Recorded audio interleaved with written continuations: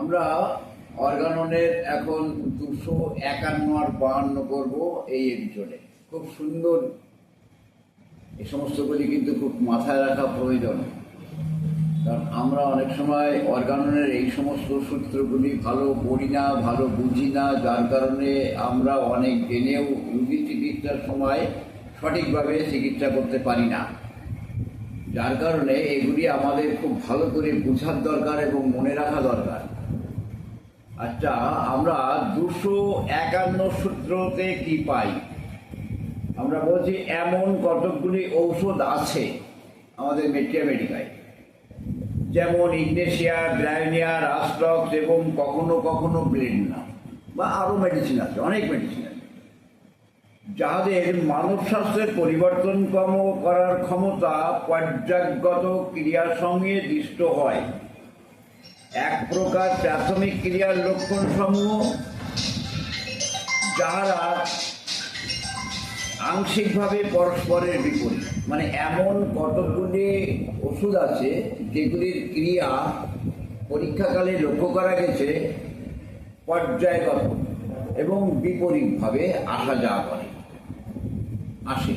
অর্থাৎ ব্রায়োনিয়াকে দেখলাম প্রবল পিপাসা, আবার ব্রায়োনিয়া কিন্তু পিপাসাহীনতাও আমরা পাই।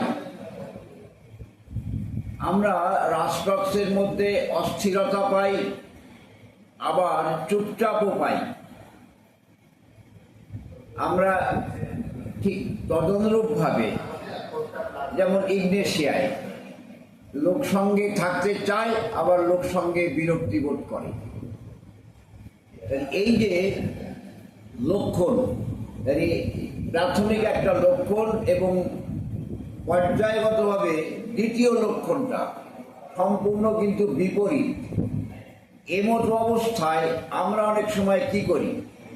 দেখা গেল হয়তো কোনো জ্বরের রুগীকে বা ব্রায়োনিয়ার রুগীকে আমরা ব্রায়োনিয়ার প্রচুর পিপাসা, অর্থাৎ দীর্ঘক্ষণ অন্তর অন্তর ঠান্ডা জলের পিপাসা দেখে আমরা হয়তো ব্রায়োনিয়া দিলাম। ব্রায়োনিয়া দেওয়ার পরে দেখা গেল রোগটা সম্পূর্ণভাবে বা কোনো রকমের আরোগ্যের গতি ধরছে না। মধ্যে পড়ে কি হলো, একদিন বাদে বা দুদিন বাদে একদম পিপাসাহীনতা। তখন আমরা হয়তো মনে করি যে তাহলে মনে হয় ব্রায়োনিয়া নয়, আমরা কিন্তু এখানে এবার তাহলে পালসেটিলা দিই, কিন্তু নয়। মানে ব্রায়োনিয়ায় দেখা গেল একটা লক্ষণ আর তার প্রাথমিক লক্ষণ একটা, এবং পরবর্তীতে আর একটা যে লক্ষণ পর্যায়ক্রমভাবে বা পর্যায়গতভাবে তারা সম্পূর্ণ বিপরীত থাকে। এই মতো অবস্থায় আমাদের কি করা কর্তব্য? মহাত্মা হ্যানিম্যান এই বিষয়ে কি বলছেন? মহাত্মা হ্যানিম্যান বলছেন, এই মতো অবস্থায় প্রথম একমাত্রা ওষুধ দেওয়ার পরে রুগীর যদি উপকার না আসে, আরোগ্যের গতি যদি না ধরে, তাহলে দ্বিতীয় মাত্রা দেওয়া কর্তব্য। সেটা আমরা ওপিয়ামের ক্ষেত্রে দেখি। এরকম অনেক মেডিসিন আছে পর্যায়গতভাবে যে লক্ষণগুলি, মানে প্রাথমিক লক্ষণের সাথে দ্বিতীয় লক্ষণের মিল নেই, সম্পূর্ণ বিপরীত, সেখানে ঝপ করে ওষুধ না পাল্টা দিয়ে আমাদের পরবর্তীতে আর একটা মাত্রা ওষুধ দেওয়া প্রয়োজন। বলা হয় সমলক্ষণ মতে ঔষধ প্রয়োগের পরে চিকিৎসক যদি কোনো উপকার দেখিতে না পান, তবে অধিকাংশ স্থলে শীঘ্রই, অর্থাৎ অচির রোগে কয়েক ঘন্টার মধ্যে, তরুণ রোগে, মারাত্মক রোগে সেখানে কয়েক ঘন্টার মধ্যেই সেই ঔষধের পূর্ববৎ আর একটি স্বল্প মাত্রা প্রয়োগ করিয়া আপন উদ্দেশ্য সাধন করিতে হয়। তাহলে আমি হয়তো ব্রায়োনিয়া মাত্রা বলতে, শোনো, মাত্রা বলতে আমরা কি বুঝি?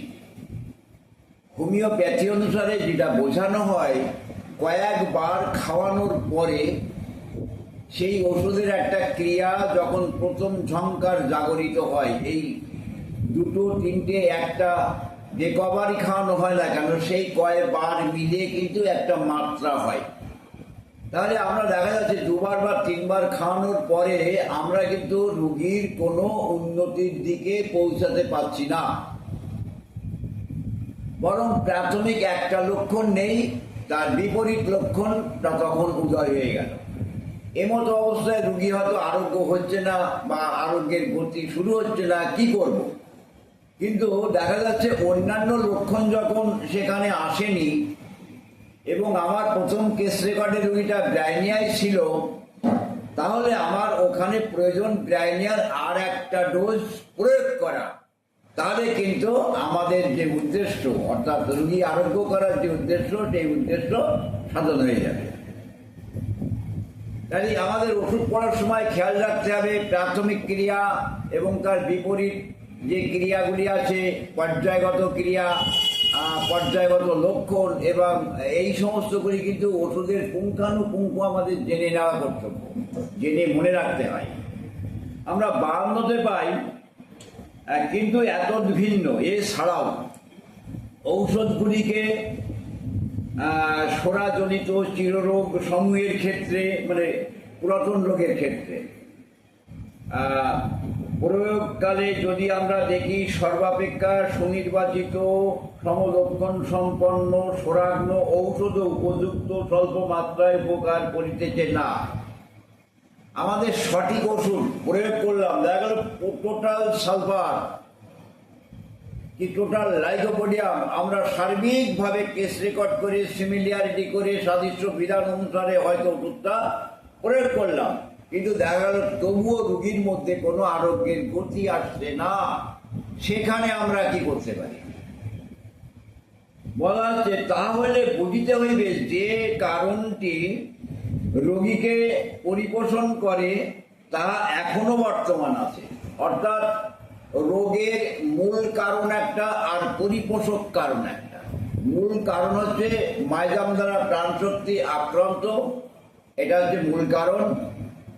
আর পরিপোষক কারণ বলতে দেখা গেল তার খাদ্য খাবার খাওয়া, চলাফেরা, কাজকর্ম, চিন্তা ভাবনা, বাসস্থানে কোথায় বাস করে, তার সামগ্রিক জীবনযাপন সে কেমনভাবে করে, তার কোনো কারণের থেকে তার পরিপোষণটা আসছে কিনা, অর্থাৎ উত্তেজক কারণ রোগকে পোষণ করার জন্য সাহায্য করছে কিনা, সেদিকে আমাদের নজর দিতে হবে। আমার মেডিসিন সঠিক কাজে তো কাজ হচ্ছে না, তাহলে নিশ্চয়ই রোগী খাওয়া দাওয়া ঠিক করে করছে না, আগে যেভাবে জীবনযাপন করছে এখনো সেইভাবে জীবনযাপন করছে।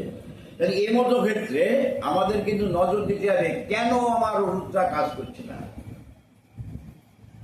বলা হচ্ছে রোগকে পরিপোষণ করে তা এখনো বর্তমান আছে, ইহাই তাহার নিশ্চিত কারণ এবং রোগীর জীবনযাত্রা নির্বাহে নিয়মে কিংবা যে অবস্থায় সে পড়িয়াছে তাহাতে এমন কোনো ঘটনা আছে যাহাকে স্থায়ী আরোগ্য সাধন উদ্দেশ্যে অবশ্যই দূরীভূত করতে হবে।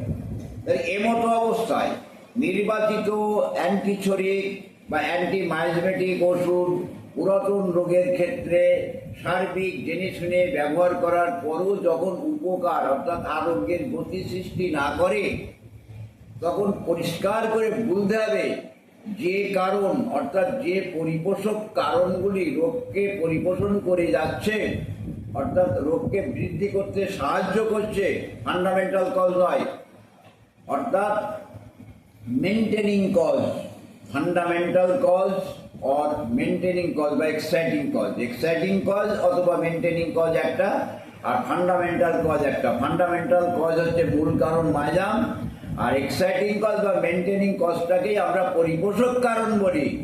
সেই পরিপোষক কারণ অর্থাৎ রুগী তার সঠিক জীবনযাত্রা নির্বাহ করছে না, খাদ্য খাবার খাওয়া, চলাফেরা, কাজকর্ম, যেভাবে তার জীবন নির্বাহ হওয়া দরকার, যে অবস্থায় যেখানে বাস করা দরকার সেগুলি সে করছে না বা স্থান পরিবর্তন করেনি।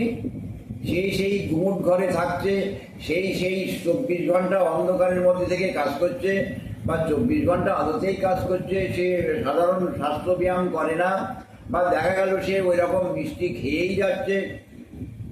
সাপোজ মনে করো আর্জেন্টাম নাটিকামে লেখা আছে, জেমস্টার কেন বলছেন যে রুগীকে ওষুধ প্রয়োগ করার পরেও, সঠিক ওষুধ প্রয়োগ করার পরেও তার রোগ আরোগ্যর কোনো গল্প নেই।